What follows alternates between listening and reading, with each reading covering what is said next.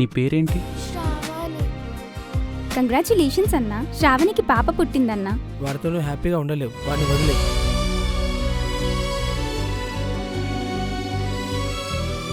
మనం డివోర్స్ తీసుకుందాం Karthik. I'm not happy with you. మీకు పిల్లలు పుట్టే ఛాన్సెస్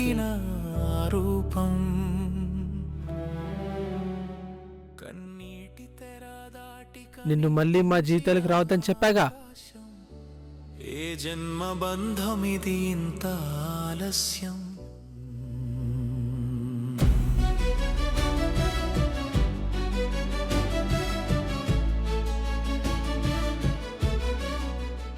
మరి ఇన్ని రోజులు ఎక్కడున్నావు డాడీ?